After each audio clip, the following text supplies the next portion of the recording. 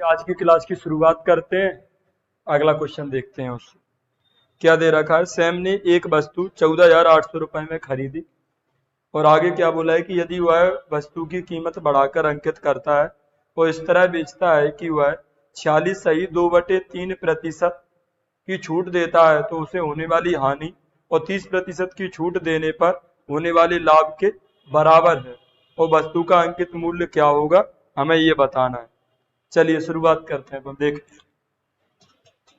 सबसे पहले बोला है कि 46 सही 2/3% की छूट देने के बाद, तो 46 सही 2/3% की छूट दी तो इसकी फ्रैक्शन वैल्यू क्या होगी, तो आप बोलोगे कि 7/15 होगी। कितनी होगी? 7/15 होगी। कैसे होगी आप मुझे बताओ। 6 सही 2/3% का ये कितने गुना लिखा है? 7 गुना लिखा है। 6 सही 2/3% कितना होता है? 1/15। तो इसकी फ्रैक्शन कितनी हो गई? 7/15। तो 7/15 की छूट देने के बाद, छूट दे के बेचा आपने, डिस्काउंट दिया, आप बोलोगे ठीक है। आगे सवाल में क्या दे रखा है? आगे सवाल में आपको बोला है कि 30% की छूट देने के बाद बेचा। तो 30% की छूट का मतलब क्या है? 3/10 की छूट दी। कितने की छूट दी? 3/10 का डिस्काउंट दिया। ठीक है, देने के बाद बेचा। आप मुझे बताओ, अगर 1/5 का डिस्काउंट दिया, इस बात का मतलब क्या है कि जो चीज जिस आर्टिकल की मार्केटिंग प्राइस 5 थी उसमें 1 कम किया और 4 का बेच दिया। कितने का बेच दिया? 4 का बेच दिया। यही मतलब होता है। तो नीचे वाली वैल्यू क्या होती है? Marketing price. अगर ऊपर का डिस्काउंट है तो नीचे की मार्केटिंग प्राइस है। तो इस सवाल में मार्केटिंग प्राइस कितनी हो गई? यहाँ मार्केटिंग प्राइस हो गई 15 यूनिट और यहाँ मार्केटिंग प्राइस हो गई कितनी? 10 यूनिट। अब सवाल में हम समझते हैं, एक सवाल में 2 मार्केटिंग प्राइस तो हो नहीं सकते, तो मार्केटिंग प्राइस हमें कैसा करना पड़ेगा? सेम। तो आप बताओ, 15 यहाँ है, यहाँ 10 है, तो 15 और 10 को कैसे सेम करेंगे? 30 बना ले। तो 2 की मल्टीप्लाई यहाँ कर दी तो 30 बन गया, 2 की मल्टीप्लाई यहाँ करी तो ये 14 बन गया, 3 की मल्टीप्लाई यहाँ करी तो ये 30 बन गया और 3 की मल्टीप्लाई यहाँ करी तो ये 9 बन गया। आप बोले बिल्कुल। तो बताओ, 30 मार्केटिंग प्राइस 30 थी, उस पर 14 का डिस्काउंट दिया तो इसका मतलब उसे कितने में बेच दिया? 16 में बेच दिया। 30 मार्केटिंग प्राइस थी, 9 का डिस्काउंट दिया, इसका मतलब उसे कितने में बेच दिया? 21 में बेच दिया। तो अब सवाल क्या कह रहा था? सवाल कह रहा था कि 46 सही 2/3% की छूट देने के बाद जो हमें हानि होती है वही 30% छूट देने के बाद बेचने से लाभ होता है। मतलब जितने की हानि होती है उतने का ही लाभ होता है। तो इसका मतलब 16 के बेचने से जितने का लॉस होगा, 21 में बेचने से उतने का ही प्रॉफिट होगा। इस केस में हम क्या करते हैं? हम इसका क्या लेते हैं? एवरेज लेते हैं। क्या लेते हैं? एवरेज। तो बताओ, एवरेज ले लिया, 21 + 16 का एवरेज आ गया, जोड़ किया तो 37 और 2 का भाग दिया तो हमें पता चल गया इतने का खरीदा। कॉस्ट प्राइस कितनी आ गई? 37/2 कॉस्ट प्राइस आ गई। जबकि सवाल में कॉस्ट प्राइस कितनी दे रखी है आपको? सवाल में कॉस्ट प्राइस दे रखी है 14,800। बताओ ये इसका कितने गुना लिखा है? तो 37 से काटो आप इसे, 37 से तो ये 400 बार कट गया, नीचे के 2 इधर जाएंगे तो 800 आ गई 1 यूनिट की वैल्यू। इसका मतलब ये कितने गुना लिखा है? 800 गुना लिखा है। तो मुझे पता चल गया कि हमें 800 की मल्टीप्लाई करनी है। सवाल में पूछा है मार्केटिंग प्राइस, तो हमने 800 की मल्टीप्लाई करी और मार्केटिंग प्राइस आ गई 8 × 24,000। सवाल की आंसर क्या बन गई? 24। अगले क्वेश्चन की तरफ चलते हैं।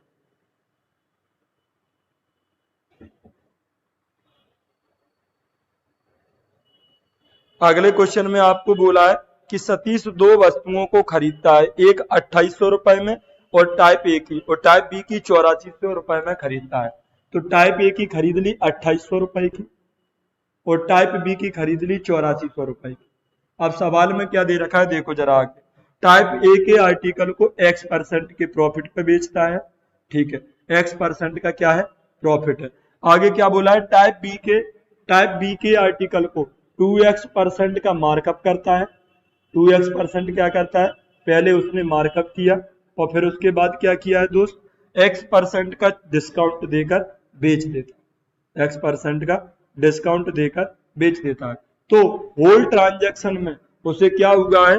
सवाल में बोला है कि X - 6% का लाभ होता है। कितने का लाभ होता है? x माइनस 6% का लाभ होता है। आपको यही बोला है, होल ट्रांजैक्शन में क्या होता है, x माइनस 6% का लाभ होता है। आप बोले बिल्कुल, ये दे रखा है मेरे भाई। ऑप्शन क्या दे रखे सवाल में, ऑप्शन आपको दे रखे 15, 16, 25 और कितना दे रखा है 20, और आपसे x की वैल्यू पूछिए, मतलब ये ऑप्शन दे रखे हैं तुम्हें, इनमें से कोई एक x की वैल्यू है। आप मुझे एक बात बताओ, यहाँ पे आप मुझे बताओ, इनमें से सबसे आसान नंबर 20 लग रहा है। ऐसे सवाल को आपको बाय ऑप्शन से करना है।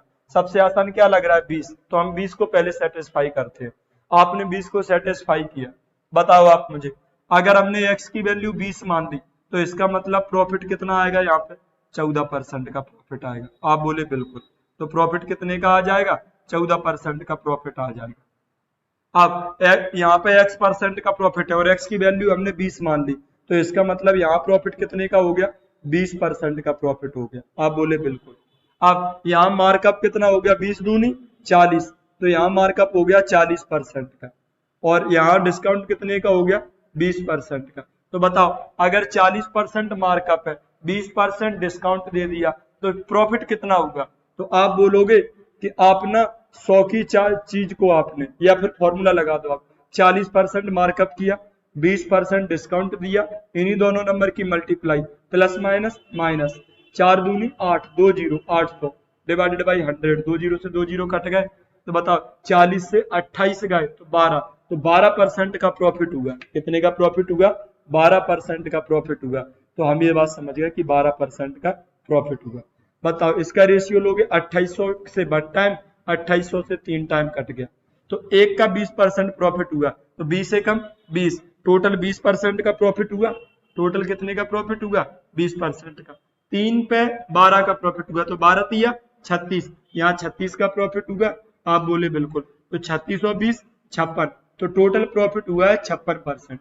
कितने पर, 3 और 1 4 पर, तो 4 का भाग दिया, तो कितना निकल आया, 14%। तो इसका मतलब 14 यहाँ भी ओवरऑल दे रखा है, हमारा भी 14 ही आ गया। तो इसका मतलब ऑप्शन कौन सा सही है, 20 सही है आपका, बॉम्ब दिल्ली वाला ऑप्शन सही है। अगले क्वेश्चन पे चलते,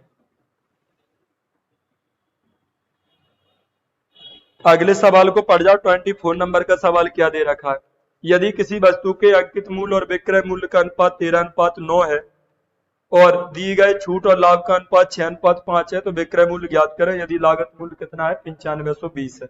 मुझे आप बताओ, मार्केटिंग प्राइस और सेलिंग प्राइस का रेशियो क्या दे रखा है आपको, 13:9 दे रखा है। आप बोले बिल्कुल। आगे क्या बोला है, डिस्काउंट और प्रॉफिट का डाटा क्या दे रखा है, तो आप बोलोगे डिस्काउंट और प्रॉफिट का डाटा दे रखा है 6:5 दे रखा है। आप बोले बिल्कुल। आपको कॉस्ट प्राइस सवाल में दे रखा है कितना, 9520, और पूछा आपसे क्या है, पूछा आपसे सेलिंग प्राइस। सेलिंग प्राइस हमें फाइंड आउट करना है। मुझे आप एक बात बताओ, बहुत ही आसान क्वेश्चन, 13 यूनिट का आर्टिकल था। एक आर्टिकल ऐसा था जिसमें मार्केटिंग प्राइस कितना डाला है, 13 यूनिट, और बेच कितने में दिया, 9 यूनिट में। तो इसका मतलब डिस्काउंट कितने का दिया, 4 का डिस्काउंट दिया। यहाँ डिस्काउंट कितना दे रहा है, 6 का। एक सवाल में 2 डिस्काउंट तो हो नहीं सकते, तो हमें कैसे करने पड़ेंगे, बराबर। तो 4 और 6 को कैसे बराबर करेंगे, 12 बना ले दोनों को, 3 की मल्टीप्लाई इधर कर दे रहा है, 2 की इधर कर दे रहा है। आप बोले बिल्कुल। तो 3 की मल्टीप्लाई करी तो ये 39 बन गया, 3 की मल्टीप्लाई करी तो ये 27 बन गया, 2 की मल्टीप्लाई करी तो ये 12 बन गया, 2 की यहाँ करी तो ये 10 बन गया। तो 12 का डिस्काउंट, यहाँ भी 12 का डिस्काउंट है, 39 उस पर मार्केटिंग प्राइस है, और बेच कितने का दिया, 27 का, तो यहाँ पे भी 12 का डिस्काउंट हो गया। अब सवाल में हमसे कॉस्ट प्राइस दे रखा है, सेलिंग प्राइस पूछा है, तो मुझे आप एक बात बताओ, हमें 10 का प्रॉफिट हुआ और हमने बेच कितने में दिया, 27 में। ये एक मार्कर है, हमने इसे 27 का सेल कर दिया, बेच दिया 27 का, तो 10 का प्रॉफिट हो गया। तो 17 का खरीदा है, तो हमने इसे खरीदा कितने का, 17 का, जबकि सवाल में कितने का खरीद रहा है, 9520 का। बताओ ये कितने गुना लिखा है, 17 5 85, 10 बच गया 102, 17 छंग 102, 10 560 गुना है। कॉस्ट प्राइस कितने दिया, कॉस्ट प्राइस कितना दे रखा है, 160 गुना। हमें बतानी है सेलिंग प्राइस। सेलिंग प्राइस कितना है इसमें, 27 यूनिट, तो 27 यूनिट को भी लिख देंगे हम कितना, 560 गुना। तो 6 7 42, तो 2 यूनिट डिजिट आएगी और उसके बाद 0 आएगा, तो कौन सा ऑप्शन है देख लो आप अच्छे से। तो सवाल में दे रखा है ऑप्शन कौन सा था ये 15,120। तो 15,120 क्या हो गया तुम्हारा आंसर।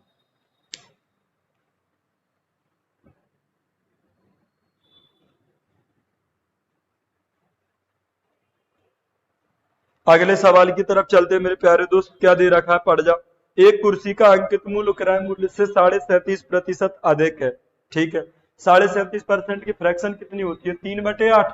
अगर 37.5% की फ्रैक्शन वैल्यू कितनी होती है तो आप बोलोगे 3/8। अगर कोई चीज 3/8 अधिक है इसका मतलब क्या है कि 8 से कोई चीज कितनी है 11 का रेशियो है। 8 से 3 अधिक है, 8 से 11 का रेशियो है, तो इसका मतलब क्या अधिक है। सवाल में दे रखा है ना आपको, क्या दे रखा है कि एक कुर्सी का अंकित मूल्य उसके क्रय मूल्य से 37.5% अधिक है। तो अंकित मूल्य ज्यादा है तो मार्केटिंग प्राइस हो गई 11 और कॉस्ट प्राइस हो गई सवाल में कितनी 8। ये बात दे रखी है। जबकि लास्ट में आपको मार्केटिंग प्राइस कितनी दे रखा है 3850। तो 11 यूनिट किसे रिप्रेजेंट कर रहा है 3850 को। तो आप बताओ अगर 11 यूनिट की वैल्यू 3850 है तो ये कितने गुना लिखा है 11 तिया 33, 5 बच गया, 11 5 50, 350। तो इसे भी लिख दो आप 350 गुना, तो कितना आ जाएगा 2800। तो कॉस्ट प्राइस कितनी आ गई 2800। आपने ये पता कर लिया सवाल में, देखना ये आ रहा है। तो कितनी हो गई कॉस्ट प्राइस 2800 हो गई। आगे पढ़ते हैं सवाल को क्या दे रखा है। यदि विक्रय मूल्य और अंकित मूल्य दोनों को ही 44 सही 4/9% बढ़ा दिया जाए तो लाभ 3 गुना हो जाता है। इस बात का मतलब क्या है, हमने सेलिंग प्राइस को बढ़ाया कितना 4/9। आप बोले बिल्कुल, सेलिंग प्राइस को कितना बढ़ाया 4/9 बढ़ा दिया सेलिंग प्राइस को। सेलिंग प्राइस को हमने 4/9 बढ़ा दिया तो प्रॉफिट हमारा कितना हो गया, प्रॉफिट हमारा 3 गुना बढ़ गया। प्रॉफिट हमारा 1 था उससे 3 हो गया, मतलब प्रॉफिट कितना बढ़ गया 2 बढ़ गया। तो प्रॉफिट बढ़ गया 2 मेरे भाई। हमने सेलिंग प्राइस बढ़ाया कितना, सेलिंग प्राइस देखो हम एक बात समझते, कोई वस्तु को जितने ज्यादा की बेचेंगे उतने ज्यादा का फायदा होगा। तो सेलिंग प्राइस का बदलाव और प्रॉफिट का बदलाव दोनों कैसे होते हैं एक जैसे होते हैं। तो इसका मतलब सेलिंग प्राइस का चेंज और प्रॉफिट का चेंज आपस में कैसे होंगे बराबर। आप बोले बिल्कुल। तो बताओ यहां से हमें क्या पता चला 2 से ये 2 बार कट गया। तो सेलिंग प्राइस की यूनिट कितनी आ गई, सेलिंग प्राइस की यूनिट आ गई 9। प्रॉफिट की यूनिट कितनी आ गई, तो प्रॉफिट की आप बोलोगे यूनिट आ गई 2। बताओ कोई चीज को 9 का बेच दिया, कितने का बेच दिया 9 का बेच दिया, 2 का फायदा होगा तो 7 का खरीदा होगा। कितने का खरीदा होगा 7 का। जबकि सवाल में कितने का खरीदा है 2800 का। तो 7 यूनिट की वैल्यू किसके बराबर है 2800 के बराबर है। कितने गुना दे रखा है 400 गुना। हमें सेलिंग प्राइस बतानी है तो ये भी कितना होगा 400 गुना। तो सवाल की आंसर कितनी हो जाएगी 3600। मुझे लगता है कि यहाँ तक की क्लास आपको सही से समझ आ रही होगी। अगले क्वेश्चन पे चलते हैं।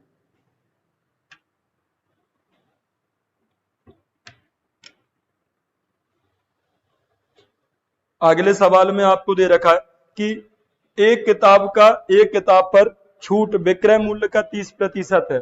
एक किताब पर छूट है वो विक्रय मूल्य का 30% है। मुझे एक बात बताओ, छूट विक्रय मूल्य का, इस बात का पहले मतलब समझ लो। विक्रय मूल्य का कितना है 30%। मुझे एक बात बताओ 30% की फ्रैक्शन कितनी है 3/10। तो विक्रय मूल्य का जिसके साथ का की हो ऑफ हो फ्रॉम हो वो कहाँ होता है नीचे। तो विक्रय मूल्य कितना हो गया 10। तो छूट कितने की हो गई 3 की। छूट कितने की हो गई 3 की। तो इस बात को हम डायरेक्ट लिखते हैं। हमें पता लग गया कि सवाल में 30% दे रखा, 30% की फ्रैक्शन 3/10। तो नीचे वाली वैल्यू सेलिंग प्राइस है तो ऊपर वाली वैल्यू क्या है डिस्काउंट। सवाल में बोला है ना आपको। अब आगे क्या दे रखा है देखो, इन्होंने बोला है कि डिस्काउंट परसेंट और प्रॉफिट परसेंट कैसे इक्वल है। डिस्काउंट परसेंट और प्रॉफिट परसेंट दोनों कैसे हैं इक्वल है। आप मुझे एक बात बताओ, जब किसी का परसेंट इक्वल है तो उसकी फ्रैक्शन भी इक्वल होगी। ये भी 10% है, ये भी 10%। तो 10% की फ्रैक्शन 1/10, 1/10, तो दोनों की फ्रैक्शन भी बराबर होगी। तो डिस्काउंट की पहले फ्रैक्शन पता कर लो। डिस्काउंट किस पे कैलकुलेट होता है मार्केटिंग प्राइस पे। प्रॉफिट किस पे कैलकुलेट होता है कॉस्ट प्राइस पे। आप मुझे बताओ, हमने 3 की छूट दी, 3 का डिस्काउंट दिया और 10 में बेच दिया, ग्राहक को 10 में दे दिया 3 रुपए कम करके। तो इसका मतलब क्या है कि मार्केटिंग प्राइस कितनी थी 13 थी। सवाल मार्केटिंग प्राइस कितनी थी 13 थी। अब मैं पूछूं आपसे डिस्काउंट परसेंट निकालो, तो कैसे निकालोगे डिस्काउंट परसेंट। डिस्काउंट कितने का है 3 का, कितने पर है 13 पर। डिस्काउंट हमेशा किस पे कैलकुलेट होता है? Marketing price. तो आपको पता चल गया 3/13 का डिस्काउंट है। अगर 3/13 का डिस्काउंट है तो प्रॉफिट भी कितने का है? 3/13 का। तो इसका मतलब 3 क्या हो गया तुम्हारा? प्रॉफिट हो गया। 3 क्या हो गया? प्रॉफिट। प्रॉफिट किस पे कैलकुलेट होता है? मार्केटिंग प्राइस पर, सॉरी कॉस्ट प्राइस पर। तो नीचे की वैल्यू क्या हो गई? Cost price. याद है? ठीक है कि नहीं? आप बोले बिल्कुल। तो 13 का खरीदा, 3 का फायदा हुआ, तो बेचा कितने का? तो आप बोलोगे 16 का बेच दिया। 13 का खरीद के लाए, 3 की फायदा हुई, 16 में बेच दिया। आप बोलोगे बिल्कुल सही कह रहा है। तो यहाँ बेचने वाली कीमत कितनी है? 10। यहाँ बेचने वाली कीमत कितनी है? 16। हमें इन्हें बराबर बनाना है। तो बताओ 10 को और 16 को कैसे बराबर बनाओगे? 2 8 16, 2 5 10, 8 की इधर कर दो, 5 की उधर कर दो, बराबर बन जाएंगे 80 80। तो मल्टीप्लाई कर दी, 8 की इधर कर दी, 8 की यहाँ कर दी, 8 की यहाँ कर दी, 5 की यहाँ, 5 की यहाँ कर दी, 5 की यहाँ कर दी। तो ये भी 80 बन गया सेलिंग प्राइस, ये भी सेलिंग प्राइस 80 बन गया। अब सवाल में फोकस करो, क्या पूछा गया? सवाल में आपसे डिस्काउंट और कॉस्ट प्राइस की रेशियो पूछिए। क्या पूछा? डिस्काउंट और कॉस्ट प्राइस की रेशियो पूछिए। डिस्काउंट कितना है? देखो जरा, 8 दिया 24, डिस्काउंट 24 है। कॉस्ट प्राइस कितनी है? 13 5 65, तो कॉस्ट प्राइस 65 दे रखी। तो आंसर कितना हो गया? 24:65 आंसर। अगले सवाल पे चलते।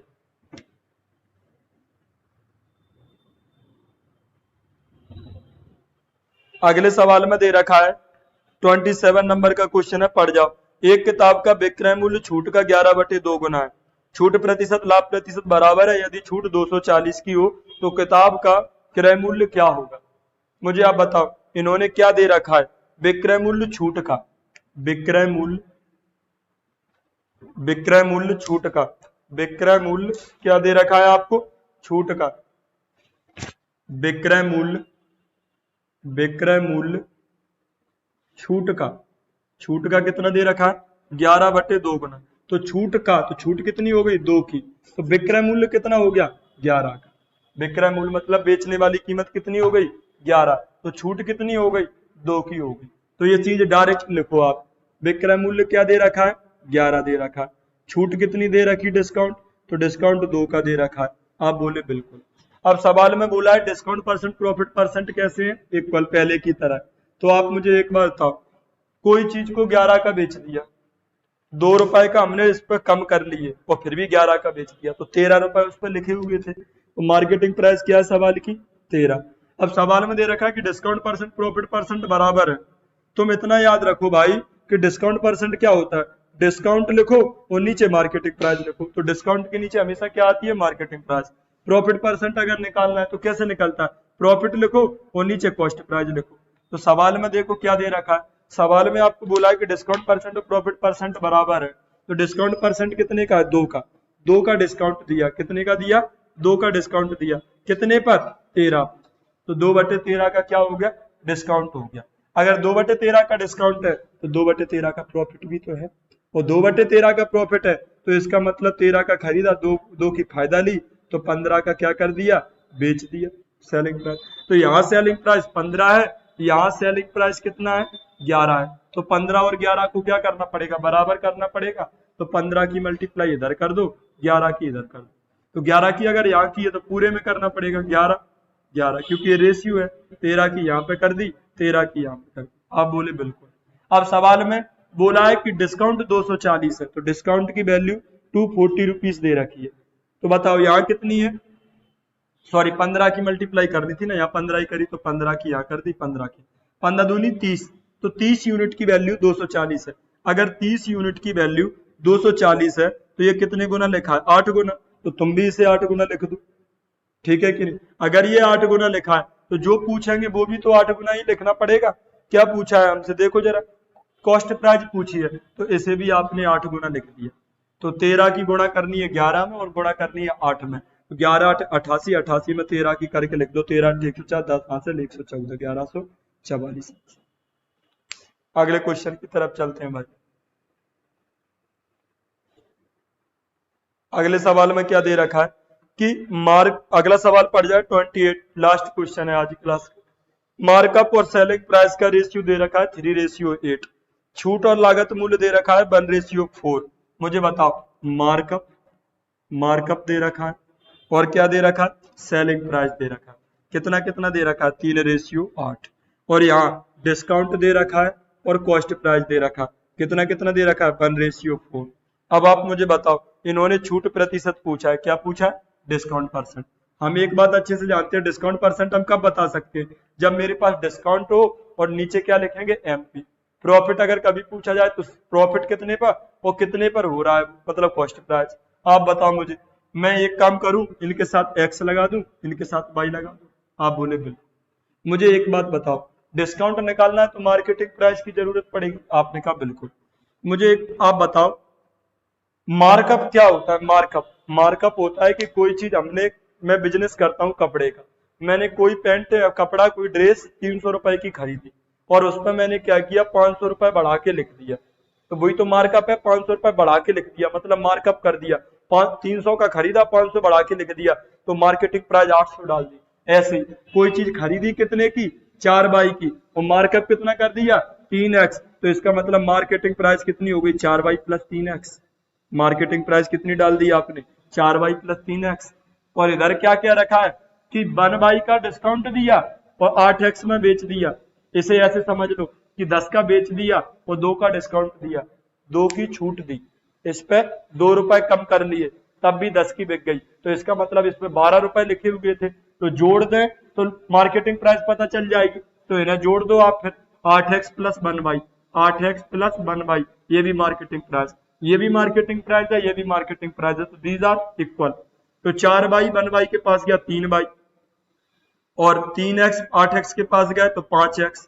तो यहां से मुझे पता चल गया x की वैल्यू कितनी है, x की वैल्यू कितनी है, 3। x की वैल्यू कितनी है, 3 है, और y की वैल्यू कितनी है, 5 है। आपको ये पता लग गया।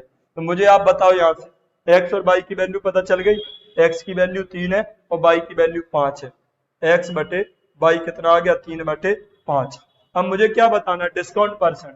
तो डिस्काउंट परसेंट होता क्या है, डिस्काउंट परसेंट कुछ नहीं है, डिस्काउंट कितने का दिया, डिस्काउंट 1y का दिया, y की वैल्यू कितनी है, 5, तो 5 एकम 5 का डिस्काउंट कितने पर, मार्केटिंग प्राइस। मार्केटिंग प्राइस चाहे यहां से निकाल लो या यहां से निकाल लो, तो हमने यहां से निकाल ली। 4y, y की वैल्यू 5 है तो 5 चौको 20, 3x, तो x की वैल्यू 3, 3 3 9, तो 20 और 9 29, और divided by multiply by 100, percent में पूछा है ना, परसेंट लगाने के लिए, तो 17 पॉइंट समथिंग कुछ आ जाएगा। ऑप्शन में देख लो, यही क्या है आंसर। इसी उत्साह के साथ आज की क्लास यहीं तक रखें।